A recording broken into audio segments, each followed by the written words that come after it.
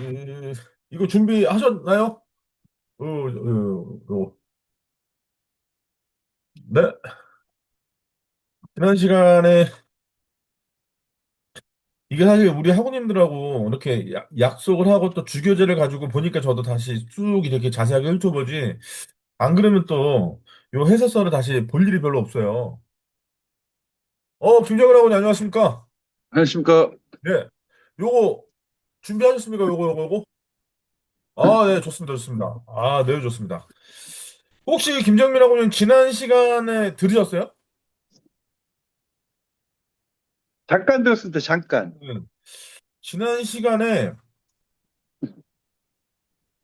원래 여기 총치까지 갔어야 되는데 총치까지 못 가고 뭐 저기 21페이지까지 한 것 같은데, 그때? 예, 그래서 뭐 산업안전보건법의 특징 전까지 예, 칼럼이나 이런 거 예. 한번 읽어보셔라 뭐 그런 말씀 딱 드렸고 산업안전보건법은요 우리나라에 지금 제정돼 있는 법령이 3천 개가 좀 넘는다고 알려지고 있는데요 그 중에서도 그 단일 법령으로 법률이 아닙니다 법 법령이라고 하는 건 법률과 명령의 합성어예요 그러니까 산업안전보건법에서의 주요 내용들은 다 이렇게 위임하는 구조로 돼 있잖아요. 법률에서 대통령령으로, 대통령령에서 부령으로. 그러니까 이걸 현실 세계에서는 법률에서 시행령, 시행령에서 시행규칙, 그리고 이 밑으로 가보면 고시 예규까지 쭉 행정규칙이 쭉 망라해서 떨어져 나온단 말이죠. 그래서 우리나라에 제정되어 있는 법령 중에서 그 규모만 따지면 가장 방대해요. 엄청나게 방대합니다. 근데 여기 지금 21페이지 보시면 산업안전보건법의 특징 이래가지고 근로기준법과 유기적 연계성을 가지고 있다. 제가 지난 시간에 말씀드렸는데요. 원래 산업안전보건법이 1981년도 12월 31일 날 제정되기 이전에 이 역할을 근로기준법에서 했어요. 그래서 지금도 여러분 그 근로기준법 들어가 보시면 76조에 조문 제목이 뭐라고 돼 있냐? 안전과 보건이라고 돼 있고요. 어, 근로자의 안전과 보건에 대해서는 산업안전보건법을 따른다 이렇게 돼 있단 말이에요. 그러니까 산업안전보건법이 지금 안전과 보건에 있어서의 사업장에서 일하는 사람들의 안전과 보건을 확보하기 위한 가장 기본법이라고 얘기하고 있는데요. 그 중에서도 가장 중요한 첫 번째는 그 역할을 위임받았다. 어디로부터? 근로기준법에서부터. 그래서 근로기준법에 지금 들어가 보면 그 흔적이 남아 있는데 76조에 나와 있다. 뭐 그런 얘기를 쭉 하고 있고 근로기준법도 사실 취업규칙 우리가 실제로 고용노동부에 보고하도록 돼 있지 않습니까? 그 안에 있어서의 근로기준이라든가 이런 것들에 대해서 쭉 말하는데 그 취업 규칙이라고 하는 근로기준법에 있는 내용 중에서도요, 안전과 보건 파트는 반드시 들어가도록 하고 있기 때문에 아직도 그 역할 자체는 지금 독립법적으로 산업안전보건법이 제정이 되어 있지만 근로기준법도 그 역할 자체에 있어서의 안전과 보건에 관한 파트를 가지고 있다. 뭐 이런 얘기를 하고 있고 많은 분들이 그런 얘기 되게 많이 하시는데 산업안전보건법이 어렵다. 그런 말씀 되게 많이 하세요. 왜 그렇게 어렵습니까? 라고 여쭤보면 23페이지 보시면 이런 것 때문에 산업 현장에서 사용되는 각종 기계 설비, 건설물, 원재료 이런 것들 등에 의한 유해 위험 요소를 제거하기 위해서는 전문 기술성이 필수적이다. 자, 예를 들어 볼게요.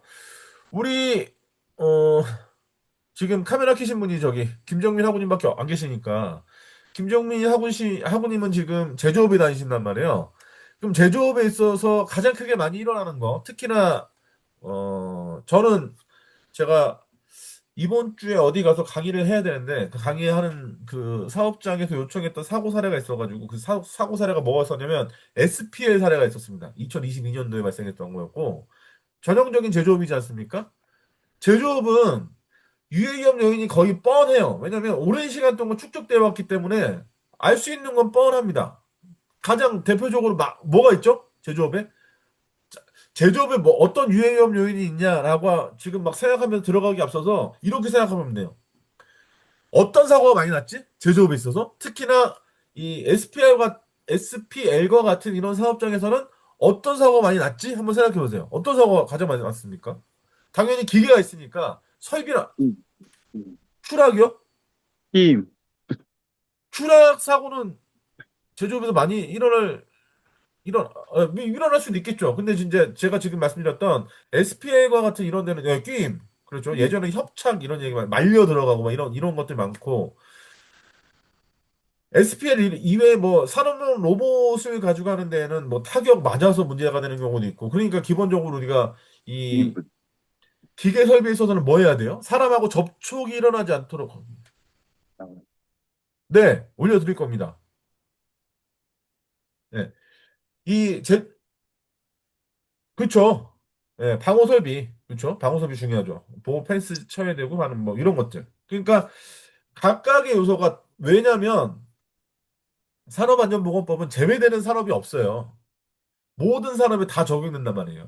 근로기준법은 5인 미만 사업장 적용 안 되지만 산업법은 5인 미만 사업장도 다 적용돼요. 그러니까 굉장히 방대하고 그러니까 양이 많아질 수밖에 없고 다양한 산업을 다 처리해야 되기 때문에 그래서 산업안전보건법 쭉 내용 보시면 60조 이후부터는 다 건설업 관련 얘기하고 있고 그 이후부터는 무슨 기계 설비에 대한 규제 얘기하고 있고 그 이후부터는 막 화학 물질 관련해서 얘기하고 있고 그 이후부터는 또 최근에 산업안전보건법이 2019년에 전부 개정되면서 2019년 이전까지만 해도 보호 대상이 근로자로 한정됐어요. 이 근로자는 어디서 규정하고 있었냐면 근로기준법에서 규정하고 있었습니다. 그러니까 세 가지가 모두 다 만족이 돼야 돼. 명칭과 관계없이 임금을 받아야 되고 사업장에서 노무 제공한다. 이 세 가지가 근로자 이 입증 기준이었단 말이에요. 그런데 2019년은 이제 소위 말해서 이 법에서 보호 대상을 확대했죠. 노무를 제공하는 사람이라고 확대해버렸습니다. 거기에 누가 들어가냐? 특수형태 근로종사자가 들어가 버린단 말이에요. 그러니까 특수형태 근로종사자 자체는 근로기준법은 또 보호 대상도 아니에요. 그럼 특수형태 근로종사자를 어디서 그럼 규정하기 시작했냐? 산업재해보상보험법에도 또 그러니까 이게 유기적으로 다 연결돼 있어요. 그러니까 방대해 줄 수밖에 없고 내용 자체가 계속 들어오다 보니까 특정 산업에 있어서의 결국 우리가 산업안전보건법의 목적이란 게 산업재해 예방이잖아요. 그러니까 그런 산업재해가 발생하지 않도록 하기 위해서는 산업재해를 일으키는 요소, 그걸 우리는 다른 말로 유해위험 요인이라고 하는데 그런 것들이 굉장히 많아질 수밖에 없고 아무래도 그러다 보니까 우리 김정민 학우님 같은 경우는 제조업에서 오랜 시간 일하셨어요. 예를 들어서. 근데 그냥 가정하는 겁니다. 예를 들어서 김정민 학우님이 계신 그 회사가 영업이 잘 돼가지고요. 이익이 많이 실현돼가지고 공장을 또 지어요. 그러면 건설공사를 해야 될 거 아닙니까? 근데 우리 김정민 학우님 같은 경우는 다 마련된 기계 설비가 있고 어떤 제품을 생산하는 프로세스 안에서는 베테랑이지만 건설공사 현장에 있어서 야 자네가 여태까지 열심히 했으니까 이 공장 짓는데도 본인이 안전관리해라고 했을 때 제대로 할 수 있을까요? 어려울 제대로 할 수가 없죠. 왜? 환경이 완전 다릅니다. 지금 그 얘기하고 있는 거예요. 너무 전문 기술성이다. 그리고 더더군다나 이 제가 하이니 얘기하는 건 별로 안 좋아하지만 어쨌든 오늘 여러분의 이해를 돕기 위해서 하이니 얘기를 또 한번 하면 하이니라는 사람이 이런 얘기 했잖아요. 1대 29대 300. 한 건의 중대재해가 발생하기 이 이면에는 29건의 경상해가 있었고 이 경상이 이면에는 드러나진 않았지만 부상을 초래할 수도 있는 약 300건의 아차 사고가 있었다. 이런 얘기하고 있거든요. 그런데 이 사람이 뭐라고 주장했냐면 결국 재해가 발생한다. 재해라고 하는 것 자체는 상해나 사망이나 부상을 동반하는 큰 사건이거든요. 피해가 이미 일어나는 사건 자체를 재해라고 해요. 이게 사업장 안에서 소속 근로자한테 발생했을 때 이게 산업재해가 되는 거죠. 재해가 발생하기 전에는 반드시 사고가 난다. 사고. 사고라고 하는 거는 제가 방금 말씀드렸다시피 사업장의 유해염 요인과 근로자가 접촉하는 데 있어서 요 접촉한 요 사건 자체를 우리가 사고라고 해요. 이 사고에 의해서 사람이 다쳤다. 우리 법적 용어로는 3일 이상의 휴업재가 발생했다? 그게 이제 산업재해가 되는 것이고. 다시 정리해보면, 자, 재해라고 하는 건 결국은 뭐예요? 사람이 다쳤거나, 죽었거나, 질병에 걸렸거나, 이게 재해예요.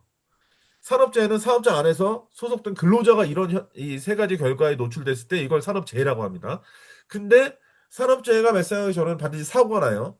사고가 발생하지 않으면 산업재해는 발생하지 않으니까 산업재해 예방에서 가장 중요한 건 산업재해가 발생하기 이전에 사고가 안 나게 해야 돼요. 그럼 사고가 안 나게 하려면 뭘 안 해야 되냐? 예를 들어서 협착사고라고 해볼게요. 우리 김정민 학우님이 일하시는 제조업에서 협착사고가 나버렸어요. 설비에 사람이 껴버렸어요. 이건 접촉이잖아요. 접촉은 사고지 않습니까? 근데 접촉하는 순간에 비상정지 장치가 딱 작동을 해버려요. 그러면 재해까지 안 가버리는 거죠? 그럼 이건 재해 예방을 하기 위한 위험성 저감 장치를 마련했다. 이렇게 볼 수도 있어요. 근데 예를 들어서 지금 사업장에서 근로자가 기계에 꼈어. 근데 원래 그 구역 자체는 근로자가 이동하면 안 되는 구역이었어요. 그럼 이거에 대한 위해 염려를 뭘로 봐야 돼요? 작업장에 있어 설비의 이상으로 봐야 됩니까? 아니면 작업자의 위반으로 봐야 됩니까? 그렇죠. 불완전한 행동. 위반입니다. 위반. 그러니까 전문 기술적이에요. 왜? 기계 설비 이런 것뿐만 아니라 사람의 심리도 알아야 돼요. 왜 제가 저런 행동하지? 왜 저기만 가면 사람들이 그렇지? 예를 들면 이거 재미로 저 같은 경우 예를 들어 볼게요. 아, 예비군 안 간 지가 도대체 언제야, 이거. 예를 들어서, 정장 입고 이렇게 어디 가요. 그러면, 옷이 주는 그 어포던스라고 합니다. 행동 유도성이라고 하는데, 옷과 어떤 환경이 주는, 그 사람의 행동을 자극하는 요소가 있기 때문에, 행동 조심하죠. 말도 거친 말이 안 나오죠. 근데, 저도 서른 몇 살, 우리 서른 몇 살까지, 아무튼 예비군 훈련 가거든요. 예비군 훈련 갈 때, 20대 때 예전에 입었던 군복권을 딱 입으면, 껄렁껄렁해져요. 왜 그러지 그거? 그러니까 예비군 장소만 가면 아니 강의실에서 강의할 때는 젠틀하고 이랬던 사람들이 예비군 장소만 가면 야 그것도 한번 줘봐. 옷이 안 맞죠? 예. 아니 막 그렇게 된단 말이에요. 그러니까 그거 자체가 이런 거죠. 집에서나 다른 공간에서 위반하지 않는 사람이 왜 특정 작업장에 가면 위반하게 되는가? 이것도 우리가 사실은 이거는 심리학적으로 풀어가야 되는 것이고, 그리고 그런 사람들이 모여가지고 작업을 하는데, 예를 들어서 이 특정한 사람 똑같은 작업장이 되게 많아요. 예를 들어서 밀가루를 생산하는 공장 자체가 한 법인 회사에 여러 가지 현장이 있어요. 근데 ABC라는 현장에서는 괜찮아. 근데 D라는 현장에서는 맨날 사고 나요. 그 파악을 해야 되지 않겠습니까? 이거는 개인의 일탈이나 이런 걸로 판단할 수는 없고, 그러니까 이거 조직 문화 이런 것도 막 봐야 돼요. 그래서 어렵습니다. 그래서 산업안전보건법에 그런 내용들이 많이 들어와 있기 때문에 사실 그런 기반 지식이 없으면 이게 안 보이죠. 그래서 제가 정말 이 전 시간에 우리 제가 김정민 학우님한테는 말씀드렸는데 제가 지난 한 3일간 칼럼 쓰느라고요. 거의 햇볕을 못 보고 칼럼을 계속 오늘 거의 오후 4시 정도에 이 퇴고를 하고 이제 보냈는데 아, 소위 말해서 이제 이 글을 막 쓸 때, 이 글을 막 쓸 때 그 여러 가지 현란하게 막 나오는 막 그런 것들이 되게 많지 않습니까? 그러니까 교육에는 제가 막 글 쓰고 이럴 때 가장 많이 이 생각하는 단어 중에 하나가 유흥준 교수님이라고 지금 국립박물관 관장으로 계신 분이 있어요. 제가 오늘 칼럼에 썼는데 우리 안전하게 있어서 안전관리의 실효성, 중요성을 가장 대변하는 한 마디가 있다. 그건 지금 국립박물관장으로 계시는 유흥준 교수님이 그의 베스트셀러 나의 문화유산 답사기에서 서문에 썼던 아는 만큼 보인다. 아는 글이다. 이렇게 딱 제가 썼거든요. 딱 이게 맞는 거죠.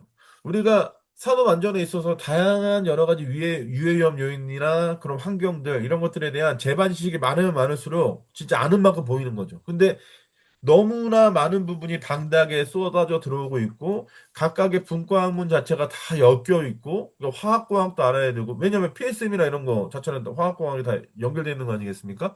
기계공학 이런 거 우리가 기계설비나 이런 것들의 특성이나 걸 이해하기 위해서라도 기계공학에 대한 어떤 메커니즘 자체를 이해해야 되겠죠. 건설하면 또 건축공학이나 이런 것들 그리고 사람의 행동, 심리 이런 것들이 다 방대하게 섞여 있기 때문에 산업안전보건법의 특징 중에 하나가 전문적이고 너무나 기술적이다. 뭐 그런 얘기를 하고 있고 복잡 방대성 제가 방금 전에 설명드렸고 자 24페이지 보시면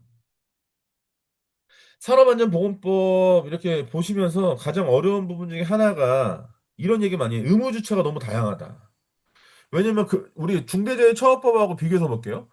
중대재해처벌법은 해당 법에서 수규자 그러니까 이 법을 지켜야 되는 자, 의무자 자체를 딱 두 주체로 한정해놔요. 그 두 주체가 누굽니까? 사업주하고 경영 책임자. 경영 책임자는 소위 말해서 사업을 대표하는 자. 이거 대표이사. 저는 그냥 어디 가서 강의할 때 이렇게 얘기하거든요. 그냥 대표이사라고 생각하셔라. 왜냐면 CSO가 처벌받은 예는 없습니다. 얼마 전에 한 건 인정된 사례. 그게 기소까지 갔다는 얘기도 아니에요. 그냥 인정만 됐다. 여기서 중대재해가 발생했는데 중대재해에 있어서 예상 집행부터 시작해서 자기 그 예방 체계에 있어서의 실질적인 경영 책임자는 CSO야 라고 이제 소위 인정받았다는 것이지 그거 관련해 가지고 실제 처벌받은 예는 없어요. 그러니까 중대재해처벌법에서 의무주체는 사업주하고 경영 책임자입니다. 근데 이게 그대로 산업안전보건법 넘어가 버리면 굉장히 다양해지죠.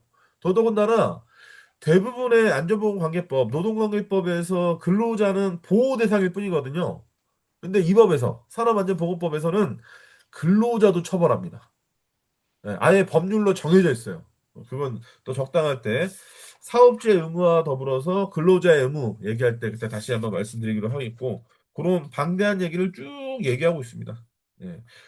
더더군다나 산업안전보건법에서 사실은 우리가 뭐 사업주나 뭐 경영 책임자 그리고 안전보건 관리 책임자 이런 것들은 충분히 알 수 있는데 특히 이 법에서 가장 신경 쓰는 그 수범자, 의무자 자체가 누구냐면요.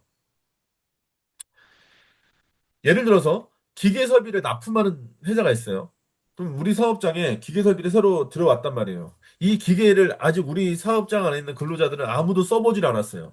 이 기계에 대한 위험성을 누가 가장 잘 알까요? 납품하는 회사가 가장 잘할 수밖에 없습니다. 그죠?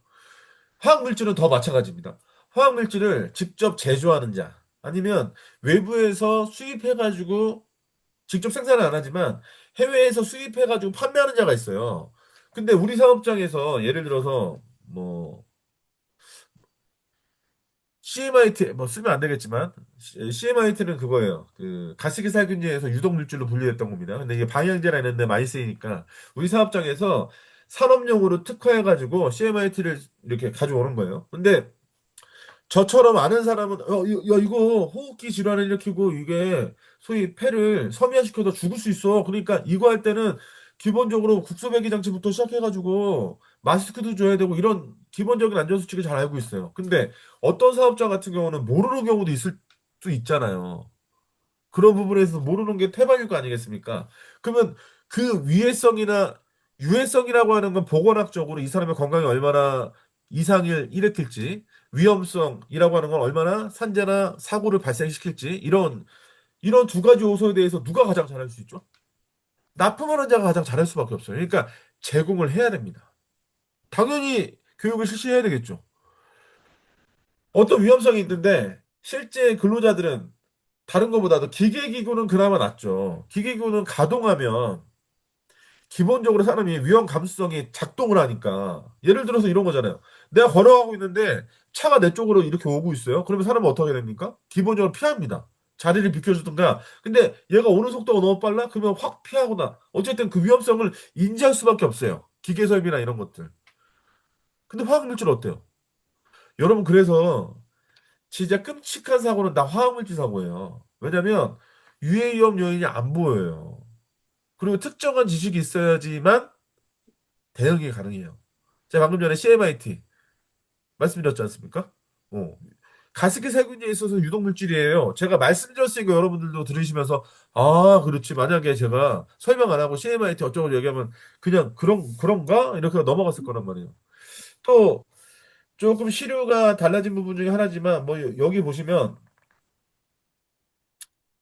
뭐 도금 작업은 어떻습니까? 도금 작업은 유해 물질을 더 많이 쓰겠죠? 엄청 많이 쓰겠죠? 그러니까 그런 걸 납품하는 사람들이, 납품하는 사업주 자체가 그거에 대한 위험성이라든가 이런 것들에 대해서 알려주지 않으면 해당 사업장은 진짜, 예, 위험을 제대로 관리할 수가 없다라고 하는 거죠. 매니지먼트가 절대 될 수가 없죠. 그래서 화학물질 관련해서는 이 법에서 산업안전보건법에서 두 가지 하도록 돼 있잖아요. MSDS 반드시 줘야 되고요. 우리 사업장에 사면 받았어. 예를 들어서. 받았는데 관리를 잘 못해가지고 잃어버렸어요. 그러면 또 달라고 해야 되는 겁니다. 미안할 필요가 없어요. 예? 몇 번이라고 요구해서 받으셔야 돼요. 그들은 제공해야 될, 아, 교재요. 요겁니다, 요거. 우리 김정민 아버님 좀 들어주실래요? 요거, 예. 산업안전보건법 6판이에요. 예.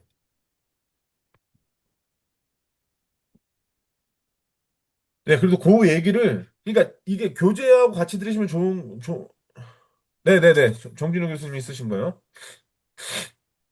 예, 교재하고 같이 잘 보시면 제 얘기 들으시고 또 이제 교재 한번 읽어보시고 그러면 이해가 잘 되실 거예요. 이게 근데 교재만 이렇게 보시면 아무리 해설서라고 하더라도 그냥 보면 너무 어렵죠. 자, 30페이지 보겠습니다. 강행성이 나와요. 자, 한번 읽어볼게요. 산업 현장에서 산업재해를 예방하기 위해서, 이 법의 목적 중에 하나죠. 산업재해를 예방하기 위해서는 임의적 규정을 두어서 계몽하는 것만으로 그 실효성을 담보하기 어렵다. 무슨 말이냐? 교육만으로 힘들다는 얘기입니다. 교육만으로 알려주는 것만으로. 왜냐면 이 사람이 들을 생각이 없고, 더더군다나 아는 만큼 보인다고 했는데, 이 사람의 기반 지식이 없어요. 예를 들어서, 김정민 학우님 같은 경우가 지금 있는 이 제조업 시설에서 한 20년 일했단 말이에요. 그러니까 경험도 있고, 그리고 여러 가지 사고나 재해가 발생하는 걸 보기도 했고, 그러니까 문제의식도 가지고 있고, 그럼 누군가가 뭔가 했을 때 아니면 고용노동부가 새로운 어떤 행정 제재나 이런 것들을 발표했을 때 그냥 피부적으로 바로 느끼겠죠. 그런 것들. 근데 이제 처음 들어간 친구들, 이제 입사한 지 얼마 안 됐어요. 그런 친구들 어떻겠습니까? 아예 관심이 안 가죠. 예. 따라서 산업안전보건 법령은 여러분, 그러니까 단어를 읽을 때도 굉장히 핵심적으로 봐야 되는 게 산업안전보건 법령이라고 하잖아요. 산업안전보건법은 175개의 조문만 딱 얘기하는 거예요. 산업안전보건법, 법률, 요것만 딱 얘기하는 것이고, 법령이라고 하는 것은 법률과 시행령과 시행규칙과 여러 가지 행정규칙 다 포함해서 약 2천여 개조가 넘는 엄청난 방대한 안전보건 이 관련돼 있는 법규를 얘기하는 것이 요 법령이라고 하는 얘기입니다. 그러니까 이런 거 딱 읽으실 때도 그렇구나. 그 나중에 여러분들이 뭐 기술사 시험 보거나 막 그럴 때 단어 하나 쓰실 때 잘 쓰셔야 되는 거예요. 자, 당사자의 의사에 관계없이 의무적으로 적용되는 강행성을 강하게 가지고 있다. 강행성이라고 하는 것은 다른 노동관계법에서도 공통적으로 보이는 특징이다. 무슨 얘기냐? 노동관계법에서의 보호 대상이 누구예요? 근로자잖아요. 그러니까 당연히 강행적 뭐예요? 사업주한테 뭐라고 얘기하겠습니까? 해당 법령에서 다 뭐 근로기준법, 산업안전보건법, 중대재해처벌법 이런 것들. 소위 말해서 사업장에서 일하는 근로자를 보호해야 돼. 그래서 강행적인 건 어쩔 수가 없어. 왜냐? 근로자하고 사업자하고 1대1로 이렇게 했을 때는 당연히 그 소위 서로 간의 존재가 비대칭적일 수밖에 없잖아요. 사업주가 더 많은 정보를 가질 수밖에 없고 또 여러 가지 뭐 위상적인 위계적인 측면에서 산업주가 더 위에 있잖아요. 그러니까 이 법에서는요, 강행적으로 처리할 수밖에 없다. 라고 하는 건 당연한 거예요. 그러니까 대부분의 법령이 어떻게 돼 있겠습니까? 대부분 법령이 서술어가 하여야 하야 한다로 된다. 끝납니다. 대부분이다. 강제하는 거예요. 강행 명령 규정이라고 해요, 이걸. 하여야 한다. 이걸 좀 어려운 말로 작위 의무라고 합니다. 작위. 예. 이게 일본 말인데요. 우리나라 법령이 이거 어쩔 수가 없는 게 저도 처음에 또 따라 형법 청론이나 이런 거 볼 때 되게 막 이 표현 자체가 너무 우리가 일상어로 쓴 게 아니어서 어렵긴 했는데 좀 그러니까 우리가 이게 친해질 필요가 있어요. 이런 거를 계속 들으시고 여러분들 쓰실 필요가 있는데 이 뭐뭐 하여야 된다라고 하는 건 자기 의무예요. 자기 하도록 명령했단 말이에요. 자, 근데 위반했어요. 하라 그랬는데 안 해버렸어. 예를 들면 외부에서 화학물질을 갖다 써요. 그러면 해당 사업자한테 MSDS 받아야 돼요. 그러면 뭐 해야 돼요? 이 MSDS 그렇지. 그렇지. 게시하고 비치해야 돼요. 그 다음에 게시하고 비치하는 건 너무나 수동적이잖아요.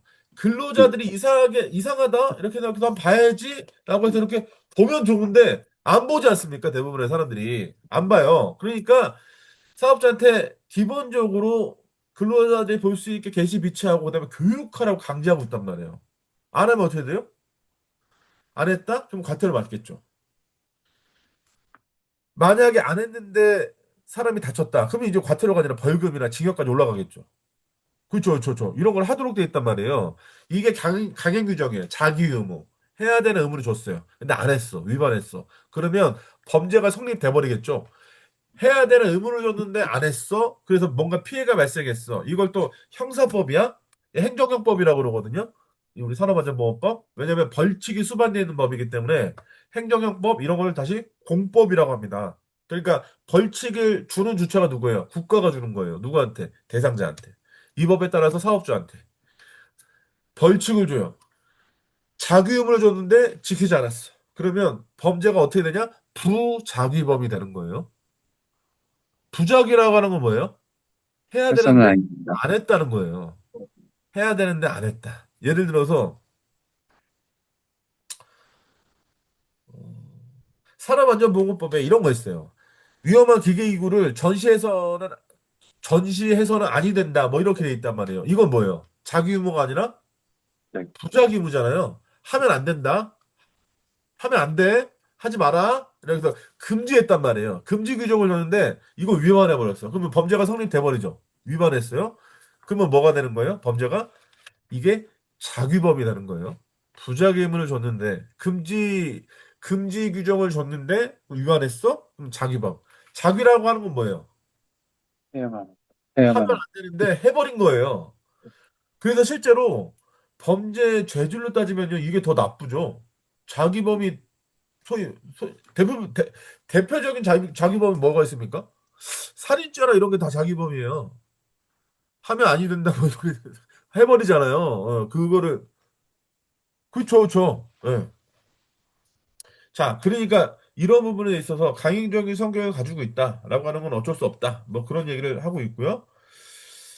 노동관계법 중에서도 산업안전보건법에는 형사처벌이라고 하는 거는 우리 산업안전보건법엔 167조부터 해가지고 형사처벌이 나와 있는데 징역과 벌금이 있죠. 또 과태료 부과. 과태료는 170 몇 호죠? 175조인가요? 네, 거기 과태료도 있고요. 외에 명령적 행정행위가 다양하게 규정되어 있는 등 가행적인 성격이 매우 강하다. 자, 이것은 산업안전보건법이 임금, 근로시간, 휴가, 휴게, 고용 등과는 달리 이거 임금, 근로시간, 휴가, 휴게, 고용 이거 뭐 어디서 규정하고 있어요, 이거? 이게 근로기준법이죠, 이게. 그러니까 태생적으로 근로기준법에서 나왔다라고 하는 거 아니에요. 여기서 써놓고 있는 겁니다. 이것 등과는 달리 원상회복이 어려운, 즉 비가역적인. 비가역적이라고 하는 건 갔는데 못 온다는 얘기예요. 성질이 변했는데 원래 성질을 못 온다는 얘기입니다. 비가역적인. 산업재해가 그런 거잖아요. 예를 들어 사망 같은 거 어때요? 아무리 회복시키려고 해도 회복이 불가능하죠. 그런 걸 우리는 뭐라 그래요? 중대재해라고 합니다. 그런 거를. 그러니까 중대재해처벌법은 비가역적인 결과가 발생한 사건에 있어서 그 책임을 아주 강하게 묻겠다. 뭘로? 처벌함으로써 뭐 그런 얘기를 하고 있는 거고 이걸 다른 얘기로 얘기할 때는 이제 안전보건관리 체계를 통해서 관리하겠다 이렇게 얘기하고 있는데 이 우리 온라인 강의실에 제가 지난주 금요일 날 금요일인가요? 제가 지난주 금요일 날 여러분들이 많이 궁금해하시는 부분 중에서 헷갈려할 것 중에 하나 주제를 잡아가지고 제가 올려놨어요. 안전보건관리 체제, 그다음 안전보건관리 체계 비교. 예, 요거 올려놨으니까 예, 한번 읽어보시면 좋을 것 같습니다. 자, 30페이지 또 갈게요. 6번에 뭐라고 돼 있냐면 가행성 이외의 최저기준법적 성격을 기본으로 소프트한 기법을 부과하고 있다. 그래서 이거는 산업안전보건법뿐만 아니라 전 세계 안전관리가 강행적인 걸 기준으로 이게 방향이 그렇게 되지 않아요. 자율규제를 기준으로 하고 있단 말이에요. 자율규제라고 하는 것 자체는 뭐냐면 해당 사업장이 니네가 알아서 니네의 목표를 달성하기 위한 건 니네가 만들고 그걸 할 수 있는 수단도 니네가 만들어. 왜냐? 모든 사업장의 모든 유해이업 요인이나 이런 것들이 다 천차만별인데 이걸 법으로 다 강제해 놓을 수가 없고 더더군다나 사람의 위반이나 이런 요소까지 다 해놓으면 지금의 법령보다 훨씬 더 방대해진단 말이죠. 다 일일이 해놓을 수가 없으니 그 해당 내용들에 있어서 니네가 목표도 니네가 정하고 방법도 니네가 정하고 그게 어디서부터 시작됐냐면 1972년에 영국의 로벤스 보고서라고 하는 그 내용에서 제가 로맨스 보고서도 여기 올려놨습니다. 우리 산업안전보건법 자료실에 올려놨으니까 그거 꼭 한번 읽어보시고 나중에 한번 외부 세미나를 할 일이 있으면 제가 요번 학기에 서울과기대 안전공학과 대학원에서 제가 이제 이 안전보건 경영 시스템을 강의하고 있는데 실제로 대학원생 분들의 하고 요 로벤스 보고서 관련해서 얘기를 나누다 보니까 이거를 되게 어렵게만 생각했었는데 이런 다양한 배경 지식을 가지고 공부하니까 너무 이해가 잘 된다고 하셔가지고 여러분들도 나중에 한번 오프라인으로 우리가 세미나 할 수 있는 그런 기회가 있으면 그때 한번 자세하게 설명 한번 들어볼게요. 이게 소위 말하는 이런 것들 얘기하고 있죠. 자, 한번 읽어볼게요. 제가 읽긴 좀 그렇고 우리 저기 김정민하고님 좀 30페이지 6번 한번 읽어주시겠어요? 처음부터요. 예, 6번 딱 한 단락밖에 안 되니까요. 최저기준법적 성격을 기본으로서부터 한 기본법 부과. 이거 말씀하신 건가요? 아니 본문 읽어야죠, 본문을. 아, 근로기준법은 대부분의 규정이 위반 시 벌칙을 수반하고 있는 기준적 성격을 가지고 있고 이를 담보로 하여 이행을 도모하는 것으로 하고 있다.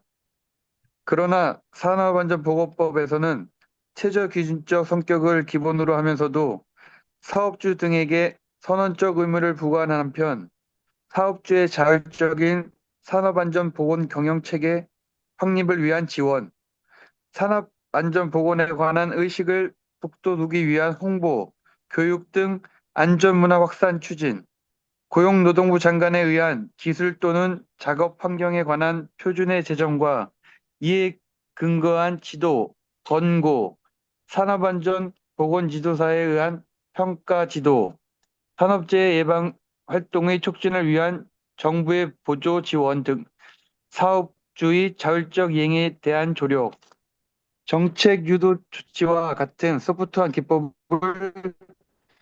플러스 알파 규정하고 있다. 이와 같이 산업안전보건법에서는 최저 기준인 안전보건 기준의 확립과 아울러 소프트한 기법을 구사하여 보다 다양한 형태로 보다 실효성이 있는 안전보건 대책을 강구하는 것이 예정되어 있다. 네. 그러니까 그러니까 근로기준법과 다르게 산업안전보건법은 이런 선언적인 것도 하고 있으면서 자유규제를 가기 위해서 이런 여러 가지 수단도 도모하고 있다. 그런 얘기를 하고 있고요. 그다음 31페이지 보시면 7번에 근로자 참가 보장 촉진에 대해서 얘기하고 있는데 산업 안전에 있어서 가장 중요한 게 여러분 뭐라고 생각하십니까? 산업재해를 예방해야 돼요. 산업재해 예방하려면 유해 위험 요인을 발굴해야 됩니다. 그리고 위험성 평가나 이런 거 할 때 가장 첫 번째 뭐부터 합니까? 사전 준비하고 난 다음에 사전 네. 준비라고 하는 게 우리 사업장에서 어디를 위험성 평가를 할 것인지 그리고 실제로 그런 의견 청취하고 그리고 순회 점검 이런 걸 통해서 눈으로 확인하고 귀로 듣고 이런 정보를 모아가지고 가장 첫 번째로 하는 행위 자체가 유해 위험 요인을 파악한단 말이에요. 유해 위험 요인은 굉장히 방대하고 여러 가지란 말이죠. 자, 그런데 예를 들어서 어떤 유해 위험 요인을 예를 들어서 우리 김정민하고 님이 계시는 제조 공장인데 어떤 한 설비가 굉장히 커요. 예를 들어서 그냥 이해하기 교방기라고 할고요. 밀가루 반죽을 만들어야 돼. 예를 들어서 교방기가 제 몸에 이렇게 제 양팔을 벌려가지고 해도 한 3배, 4배 정도로 이렇게 엄청나게 커요. 근데 그걸 교체해야 돼. 예를 들어서 유해위험 요인을 얘가 가지고 있는 사람이 교반기에 사람이 빨려 들어가 죽을 수 있는 사망할 수 있는 상황이기 때문에 교체해야 되는데 사업주가 이러는 거예요. 야, 교체하는데 3천만 원 드는데, 그냥 수리하는데 300만 원이면 된다고 하는데, 그냥 300만 원만 해. 예를 들어서 산업재해 예방에 있어서 가장 확실한 대책은 뭐겠습니까? 가장 확실한 대책. 수리해서 쓰는 게 아니라 기계를 교체해야 될 거 아니에요. 그러니까 안전보건 확보에 있어서 산업 안전을 확보하는 데 있어서 가장 중요한 건 사업주의 결정, 이거 되게 중요하단 말이에요. 그러니까 우리가 중대재해처벌법이 이런 데서도 뭘 강조하고 있냐면 예산 집행이나 이런 거 되게 중요하게 강조하고 있어요. 해당 인원을 선임하는 거 되게 강조하고 있단 말이에요. 왜냐? 이걸 다른 말로 우리가 표현할 때 리더십이 정말 중요한 거죠. 그러니까 해당 사업주가 어떤 생각을 어떻게 가지고 있느냐에 따라서 리더십이 어떻게 만들어지느냐도 결정하게 되겠지만 다른 말로 말하면 예를 들어서 우리 또 김정민하고 님이 다음부터 또 저희 비디오 안 하겠는데 계속 김정민하고 예를 들어 김정민하고 하군요 회사가 너무나 막 발전하고 있어가지고 옆에 대지를 엄청나게 샀어요. 공장을 또 짓겠대. 그러니까 건설공사가 막 이러니까 아닙니까? 처음에 토목공사 할 때는 그나마 괜찮았어요. 근데 막 건물이 올라가기 시작하니까 한 10층 이상으로 예를 들어서 그냥 이거 예를 들은 겁니다. 막 고소 작업이 막 많이 펼쳐지겠죠. 그러니까 고소 작업이 많이 펼쳐지면 어떤 사고가 발생해요? 우리 요새는 순화하는 말로 떨어짐재, 예전엔 추락이라고 얘기 많이 했었는데 추락재해가 발생하잖아요. 근데 예를 들어서 고소 작업 높으면 높을수록 떨어지면 사람이 사망할 수 있는 가능성 자체가 올라가잖아요. 위험성 중에서도 사고가 발생할 가능성이 올라간단 말이에요. 그리고 가능성도 올라가지만, 아니, 가능성이 올라간다. 강도가 올라가잖아요, 강도. 높은 곳에 떨어지면 사망할 수 있는 가능성 자체가 올라가지 않습니까? 그래서 산업안전보건법에는 네 가지 하도록 강제하고 있어요. 고도 작업했을 때 안전 난간 설치하고 안전대 지급하고 교육하고 개인보호 지급하고 이건 사업자의 의무예요. 사업자가 안 할 수가 없어. 왜냐하면 중대재해처벌법은 그런 안전조치를 안 해가지고 결과적으로 사망 등이나 이런 게 만약에 발생하면 처벌하는 거지만 산업안전보건법은 결과적으로 사망이 발생하지 않더라도 행위만 하지 않아도 처벌합니다, 이건. 그러니까 지금 방금 전에 말했던 네 가지 예방 조치를 사업자에게 강제하고 있는데 안 한다? 근데 추락자에 안 일어났다? 그렇다고 처벌 안 하는 것이 아니라 안 했네? 바로 처벌. 이렇게 되는 거예요. 근데 예를 들어서 사업주가 당연히 고도 작업할 때 안전 난간 설치한다든가 뭐 지금 말씀하셨던 이런 것들을 다 하게 돼 있어요. 안 할 리가 없어요. 근데 다 해줬어. 근데 추락재해가 막 발생해. 나중에 원인 알고 보니까 안전 난간 지급하고 다 교육도 했는데 근로자가 왜 안 쓰는 거예요? 걔는 뭐 쓰지도 않고 이런 거 하지도 않아. 예. 그러면 안전 확보가 안 되는 거죠.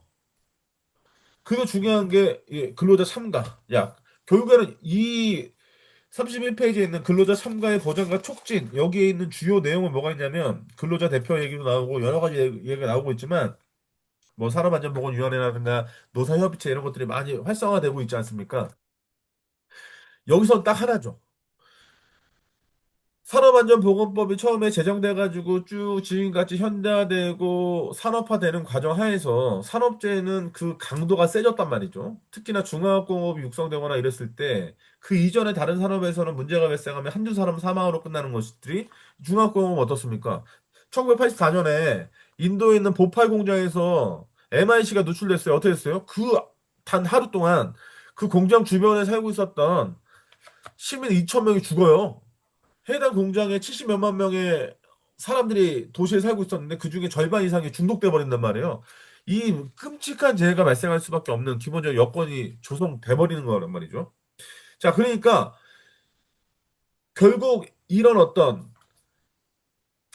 산업재해 유형 중에서도 가장 중요하게 첫 번째 이 근로자 참가의 보장과 촉진이라고 하는 것은 결국 어떤 문제가 발생했을 때 유해 위험 요인에 대한 정보를 사업주만 알고 있지 말고 해당 근로자들에게도 알려줘라. 예. 이거를 당연히 나눠야 된다. 공유해야 된다라고 하는 것들을 예, 얘기하고 있는 거죠. 1986년에도 우리나라에는 이제 그 아시안 게임 자체가 엄청나게 활성화되고 있고 88년 서울 올림픽의 전초 기지로서 이걸 반드시 성공시켜야 된다라고 해가지고 실제로 성공도 했고요. 사람들이 86년에 엄청 행복해하고 있을 때 우리나라에 원진 레이온 사태가 터져버린단 말이에요. 해당 공장에 1,000명이 가까이 되는 사람들이 중독돼 버려요. 그 뭐 때문에 그랬냐면 이 가스 자체가 실제 실을 세척하고 염색하는 데 있어서 중요한 화학물질이었는데 그거 자체를 했을 때 기화돼서 올라오는 이 신경가스 이거 자체에 대한 소위 이 사실을요 해당 그 근로자들에게 알려주지 않았습니다. 그 사람들은 다 중독돼 버렸어요. 국소배기장 취급 뭐고 개인 보고 주지도 않았단 말이에요. 예. 결국 안전보건에 있어서 또 산업재해를 예방하는데 가장 기본적으로 해야 되는 건 정보 제공. 그러니까 그게 요새 뭐 강조합니까? 고용노동부가 2023년도부터 위험성 평가뿐만 아니라 TBM 강조하잖아요. TBM 자체가 뭐예요? 툴박스 미팅, 예, 아침 조회, 뭐 나누라고 하는 겁니까? 가전자동, 예, 해당 사업장에 가전자 안전사. 예, 위해 위험 요인에 대한 내용을 공유해라, 쉐어링 해라. 그 얘기입니다. 지금 여기서 31페이지 나오는 근로자 참가의 보장과 촉진. 이걸 법령에서 강행적 규정으로 이렇게 해놓은 것 자체는 결국 그런 얘기를 하고 있는 것이고, 최근에 작업 환경 특정 관련해가지고, 제가 학습 자료실 올려놓을까요? 그 스트리트에서 논란이 많이 됐었던 사건 하나가 있는데, 저기 지하철 그 지축 사업장에서 희귀성 백혈병에 근로자들이 걸려가지고 사망하기 시작하는데 그 원인 자체가 이제 해당 작업 환경 측정 자체의 유명무실화 뭐 이런 것 때문에 문제가 됐었다라고 하는 그 고발 영상이 있어요. 그러니까 그런 것들을 보면 여기서 말하는 실제 사업장에서의 유해 위험 요인에 대해서 왜 서로 공유해야 되는지에 대해서 아주 명징하게 보여주고 있는 거죠. 여기까지가 기본적으로 산업안전보건법의 특징을 얘기하고 있고요. 그다음에 34페이지. 그리고 중간중간에 여기 정진우 교수님이 그때 시대에 맞게 써놨던 요 칼럼을 한번 읽어보세요. 해당 내용에 대해서 실제 그때 당시에 고용노동부의 응대가 어땠는지, 그리고 그때 당시에 있었던 어떤 산재나 중대재해 관련해가지고 정부에서 어떻게 대응했는지에 대해서 여러 가지 다양한 시각으로 써놓은 글이니까 한번 읽어보시면 도움이 많이 될 것 같습니다. 자, 34페이지 보시면 기업과 산업안전보건법 이렇게 쭉 나와 있고, 그걸 한번 읽어보시면 여러분들 뭐 이해가 잘 되실 것 같고 안전과 보건 이 관련해서 뭐 갖고 얘기하고 있냐면 우리 산업안전보건법에서 가장 중요한 조문 뭐냐라고 하면 저는 38조가 39조라고 얘기합니다. 사업주의 안전조치, 사업주의 보건조치. 근데 안전과 보건이 그러면 어떻게 구분해서 우리가 이걸 바라봐야 될 것인가라고 하는 것들을 산업안전보건 기준에 관한 규칙의 밀폐연관 사례라든가 이런 것들을 가지고 이제 설명하고 있거든요. 요거는 여러분들이 한번 읽어보시면 다 이해되실 것 같고요. 자, 산업재해가 뭐다라고 하는 이게 많은 분들이 이걸 되게 헷갈려 하더라고요. 산업재해가 뭔지를 잘 모르시는 분들이 굉장히 많아요. 실제 제가 외부 강의하거나 이럴 때 아무래도 앞에 계신 분들이 교과목은 있지만 이 내가 지금부터 설명할 이 내용에 있어서 어느 정도 이해도가 있는지에 대해서 궁금하니까 질문해 보거든요. 어떤 사안에 대해서 이건 어떻게 생각하십니까? 이렇게 물어보면요. 의외로 많은 분들이 이 두 가지 되게 헷갈려해요. 산업재해하고 업무상재해를 되게 헷갈려합니다. 이 산업재해랑 업무상재해가 헷갈리니까 이제 중대재해도 헷갈리고요. 그러다 보니까 실제로 어떤 사건이 딱 발생했을 때 이게 보고를 언제 해야 되는 건지, 어떻게 해야 되는 건지, 이거 보고하는 건지, 많은 건지, 예. 이거를 잘 구분을 못 하시는 부분이 되게 많더라고요. 그거는 적당할 때 제가 다시 말씀드리도록 하겠고. 아, 요걸 한번 그 읽어볼 필요가 있을 것 같아요. 산업재 안에 업무상재가 포함된 건가요? 맞죠? 업무상재가 훨씬 크죠? 산재보다도. 업무상재가 훨씬 커요. 산재보다. 자, 말씀드려보면 산업재해는 뭐예요? 산업재해는 두 가지가 되게 중요하죠. 사고가 어디서 나야 돼요? 사업장. 그래서 사업장. 사업장에서 나죠. 왜냐면 산업안전보건법에 회사라는 단어는 없어요. 사업장이라는 단어는 있어도. 사고가 사업장 안에서 반드시 사업장 안에서 나야 돼요. 산업재해는. 누가 피해를 입어야 됩니까? 근로자. 네. 업무상재는 출퇴근제가 들어가고, 뭐 출장 이런 거 다 들어가죠. 네. 이게 좀 달라요. 좀 다른 게 아니라 많이 다르죠. 왜냐면 실제 업무상재냐, 산업재해냐라고 했을 때 대응이 완전히 달라지는 것이고, 산업재해는 사업장 안에서 사고가 발생해서 그러니까 소속 근로자 인명피해가 발생한 사건이기 때문에 누가 처벌됩니까? 사업주부터 처벌해요. 첫 번째 사업주부터 처벌하는 게 산업재해란 말이에요. 왜냐하면 사업장이라는 공간 자체는 사업주에게 있어서 이익을 취하는 공간이고 노무를 제공받는 공간이기 때문에 해당 사업장 안에 안전보건을 확보하기 위한 총괄 관리는 당연히 사업주가 해야 돼요. 근데 그걸 실패했기 때문에 인명피해가 발생했기 때문에 그거에 대해서 형사처벌이 이루어진단 말이에요. 근데 업무상재해는 다릅니다. 업무상재해는 형사처벌을 요건하는 것이 아니라 피해를 입은 피해자를 보상하는 것을 목적으로 하는 내용이란 말이에요. 중요한 게 업무상재해는 업무 관련성이 있냐, 업무 기인성이 있냐. 그걸 통해서 우리가 보는 것이고, 그러니까 지금 방금 전에 우리 지훈우 하고님 말씀하셨던 출퇴근이나 출장 중에 재해가 업무상재해 그래도 들어가는 거죠. 업무랑 관련 있고, 업무랑 기인한 활동이고. 이것도 나중에, 그러니까 저는 외부 강의나 이런 거 할 때 가장 좀 많이 힘써서 하는 것 중에 하나가 저는 PPT를 일단 띄우진 않고요. 그다음에 해당 주제에 따른 사례를 갖고 자꾸 얘기하려고 그래요. 사례. 어떻게 생각하냐? 처벌을, 아, 예전에 처벌이 아닌 보상을 위한 법이랑 비슷한 건가 보네요. 산업재해보상보험법은 보상을 위한 법이죠. 처벌이 목적이 아니죠. 실제 그래서 그 해당 규칙에 보면 아예 산업재해나 이런 것들을 벌칙에 넣어놓지도 않았죠.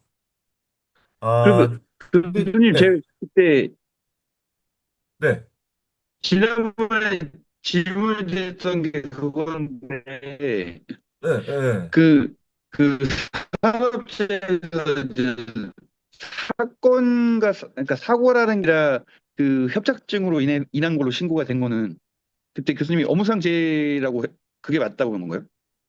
다시, 다시 그러니까 뭐 말씀해 주실래요? 그러니까 산업재해는 사건과 만약에 사고가 일어나야 되는데 네. 그러니까 제가 알기로는 사건과 사고는 뭐 부딪힘이 됐든 떨어짐이 됐든 그런 상황에서 다친 게 사건이라고 보는데 그런 게 아니라 어디 부딪힌 게 아니라 그러니까 뭘 하다가 삐끗한 상황이 왔을 때 네, 그걸로 이제 허리 시술이 됐든 뭘 했어요. 네. 근데 그거를 산업재해로 신고를 하더라고요. 근데 아니, 그러니까, 그러니까 그거를 실무에서 산업재해로 신고한다고 그러는데, 정확하면 그 업무상재해로 신고하는 거죠. 그래가지고 이게 헷갈리더라고요. 네, 그러니까 제가 말씀드리는 게, 우리가 실무할 때 산업재해랑 업무상재해를 정확하게 알고 있으면, 지금 방금 전에 말했던 그걸 얘기할 때, 아, 저거 업무상재해 얘기하는 거구나, 이렇게 알 수 있지만, 이게 개념 자체가 헷갈려 버리면, 이 두 가지는 완전히 다른 거니까, 산업재해랑 업무상재해는 완전히 실제로 그 이후에 법적으로 처벌되는 방향도 완전히 다른 것이고, 다른 거니까요. 그리고 말씀드렸다시피 이렇게 구분하면 돼요. 어떤 사건이 벌어졌어요. 이게 산재인지 업무상재인지 파악하려면 사업주 처벌이 되냐 안 되냐를 가지고 한번 생각해 보시면 되고, 그리고 산업재해 요건에서 아까 말씀드렸지만 이게 사업장 안에서 일어났냐 바깥에서 일어났냐. 사업장 바깥에서 일어난 거는 산업재해가 될 수가 없어요. 사업주 처벌할 수가 없죠.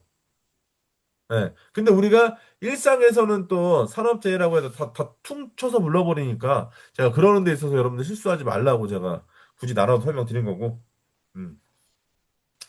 자, 이런 거는요, 또 이렇게 말로 하면 헷갈리니까 제가 어떤 사례나 이런 거 갖고 얘기하면, 예, 이해 빡빡 됩니다. 이제. 넘어가시고. 자, 47페이지 이제, 야, 이거 큰일 났네. 오늘 총칙도 못 하겠네. 이거.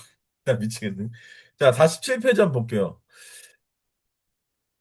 어, 자, 총칙인데, 총칙은 제1조부터 13조까지가 총칙이에요. 산업안전보건법 175개의 조문이 있고요, 법률에.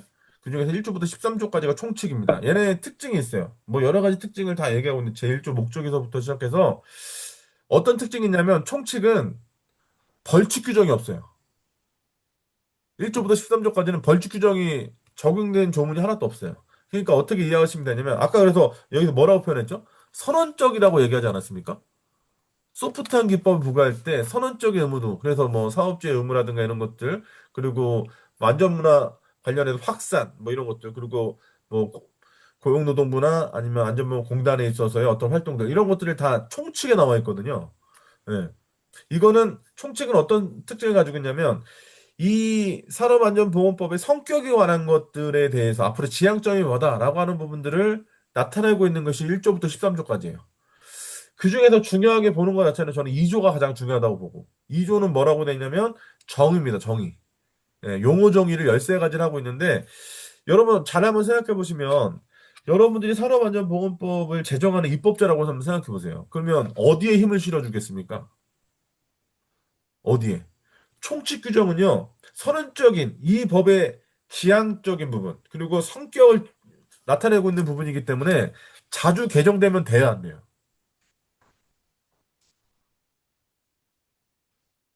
질문한 건데. 자, 이 법의 성격을 규정하고 있는 것이고, 방향성을 얘기하고 있는 거니까요. 바뀌면 안 자주 되는. 바뀌면 안 안 되잖아요. 되는. 예, 예, 당연히 안 되죠. 자주 바뀌면 안 돼요. 그러니까 원칙에 관한 거. 가장 중요한. 그래서 용어 정의도 이런 거죠. 이, 여러분들 어떤 법령을 보실 때, 총칙 규정 중에서도 두 번째 용어 규정이 하는 걸 딱 보면 이 법이 어떤 성격을 가지고 있는지 바로 알 수 있어요. 예를 들어 볼게요. 자, 산업안전보건법의 목적이 뭐겠습니까? 한마디로 말하면. 네, 산업재해 예방이잖아요. 그러면 이 법이 산업재해를 예방하는 게 목적이기 때문에 제2조 용어 정의할 때 뭐부터 규정하겠습니까? 당연히 산업재해부터 규정하는 거예요. 산업재해가 뭐다라고 딱 얘기해놓고 시작하는 거예요. 그런 다음에 두 번째는 산업재해 중에서도 산업재해 중에서도 결과가 중하게 되게 중대한 결과가 발생한 거예요. 그걸 뭐라 그러냐? 그걸 중대재해라고 하죠. 그래서 해당 법에서는 산업재해 먼저 정의하고 그다음에 중대재해 정의하고 그다음에 근로자 정의하고 근데 여기서 재밌는 건 3, 3호의 근로자를 정의하고 있는데 제1, 제2조 1호에 이 산업재해는 이렇게 아예 딱 써놨어요. 산업재해란 노무를 제공하는 사람이 업무에 관계되는 건설 및 가스 원재료 증기 분진 등에 의하거나 작업 또는 그 밖의 업무로 인하여 사망, 부상, 질병에 걸린 것을 말한다. 이게 산업재해다. 이렇게 딱 규정하고 있는 반면에 3호의 근로자는 뭐라고 얘기하냐면 근로자란 근로기준법 제2조 제1항 제1호에 근로자 규정을 준용한다. 뭐 이런 식으로 돼 있단 말이에요. 그 말인즉슨 뭐냐면 근로자라고 하는 용어 정의를 근로기준법에서 가장 처음으로 해놨기 때문에 산업안전보건법에서 따로 또 정의 규정하면 어떻게 되겠습니까? 사람들이 헷갈리겠죠. 법 적용하는데 이상하겠죠. 그래서 이 법을 운영하는 특성상 이걸 준용한다고 하는데 거기 있는 걸 그대로 갖다 써요. 예. 이런 것들 되게 많아요. 각각의 법에서 서로 먼저 정해놓고 이런 것들. 그러니까 여러분 중대재해처벌법이 2021년도에 만들어졌잖아요. 근데 거기서 딱 보시면 중대재해처벌법의 중대산업재해를 이렇게 정해요. 산업안전보건법 제2조 제1호의 산업재해 중에서 이렇게 딱 얘기한단 말이에요. 그러니까 앞서서 만들어진 법에서 어떻게 정의했느냐에 따라서 그래가지고 후대 뒤에 만들어진 법에서 이걸 이렇게 쓰고 저렇게 쓰고 뭐 이런 식으로. 그러니까 중요한 건 그런 것 같아요. 사업장에서 일하는 여러분들을 보호하기 위한 가장 기본법, 안전보건에 있어서 기본법이 산업안전보건법이니까 이거 자체를 이해하지 못하고 나머지로 막 가버리면 이제 다 헷갈리는 거예요. 왜냐면 기본기가 없으니까. 아까 말씀드렸다시피 유홍준 교수님이 말씀하셨던 아는 만큼 보여야 되는데 이 재반 지식이 없다 보니까 갑자기 중첩법 조문 자체가 시행령까지 해도 29개밖에 안 돼요. 근데 사람들이 제일 어려워합니다. 왜 그럴까요? 이 기반 지식이 없으니까 각각의 요소들이 어떻게 연결되는지 하나도 모르니까 다 그냥 헷갈리고 머릿속에 뭔가 중심 개념 자체가 안 잡혀져 있으니까 거기서 뭐 얘기 나오면 거기다가 어떤 이 개념이 안 잡혀 있으니까 어떤 사건이 발생했을 때 이게 중대재해가 될지 산업재해가 될지 이게 업무상재해가 될지 그다음에 이게 뭐 예를 들어서 나중에 우리가 공부하겠지만 형법의 업무상 과실치사로 갈지 이거에 대해서 전혀 대응이 안 되는 거죠. 그러면 이제 갈수록 어려워지는 것이고 그러면 안 되겠다라고 하는 차원에서 네. 네, 방대하죠. 산업안전보건 자체가 방대하죠. 그러니까 우리가 이런 해설서를 가지고 한번 라이브 강의 통해서 같이 한번 공부해 보는 것이기도 하고. 자, 오늘 목적 하지도 못했는데요. 아무튼 저기 총칙에 있어서 총칙의 가장 기본적인 성격은 뭐다? 벌칙 규정입니다. 그쵸. 별적 규정이 없죠. 어쨌든 선언적인 의미, 방향성을 얘기하고 특징을 얘기하는 거기 때문에 쉽게 바뀌면 안 되고. 그러니까 이 법에 가장 중요한 어떤 중심부를 딱 잡고 있는 게 총칙 규정이라고 하는 거죠. 그래서 그 다음으로 쭉 이제 뻗어 나가게 되는 건데 그 어 다음 시간엔 총칙 규정 나머지 하고요. 그다음에 제가 여기 올려드렸던 안전보건관리 체제 관련해 가지고 같이 한번 논의 한번 해보도록 하겠습니다. 아 요새 큰일 났네. 얘기만 조금만 하면 코가 책을 다른 걸 주문했어요? 오 그럼 어떡하? 나 여기 제가 저기 우리 주교재 주문할 수 있는 페이지도 링크 걸어가지고 다 올려놨었는데. 반품하시면 되죠, 뭐. 반품하고 새로 사시면 되죠, 뭐. 네. 아무튼, 네, 오늘도 다음 주에 또, 이게, 그냥 이런 식으로 여러분들이 그래도 우리가 산업안전보건법 해설서 이런 것들을 한 번씩 쭉 훑어가시면서 여기 보시면 아, 네. 이렇게 쭉 보시면 훨씬 더, 네, 훨씬 더 이해가 잘 되실 거예요. 아무튼 오늘 고생 너무 많으셨고, 우리 김정민하고님, 저기, 퇴근해서 댁 가시는데 조심해서 잘 가시고요. 네. 아, 감사합니다. 예,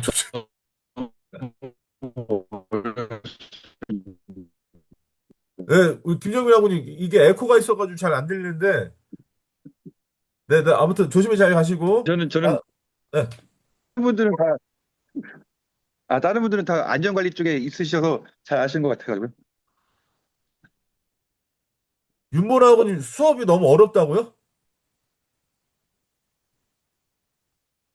아니, 그분이랑 비슷한 것 같은데, 저도. 저는 어려운 거기보다 안전 쪽에 있지 않고 다른 쪽에서 그런 것 같아요. 아, 네, 이렇게 조금 조금씩 벽을 허물어 보시죠. 알겠습니다. 그래도 제가 이렇게, 네네네네. 그러니까 제가 그래도 이렇게 배경에 대해서 말씀드리고 하니까 조금 이해가 좀 잘 되지 않습니까? 네, 맞습니다. 네, 네, 네. 아, 네네네. 이미하고 님도 곧 친해지게 될 겁니다. 네. 아무튼, 저기, 늦은 시간까지 감사드리고요. 다음 주에도 뵙도록 하겠습니다. 안녕히 계십시오. 고생하셨습니다. 편한 분 되십시오. 고생하셨습니다. 네, 네. 안녕히 계세요.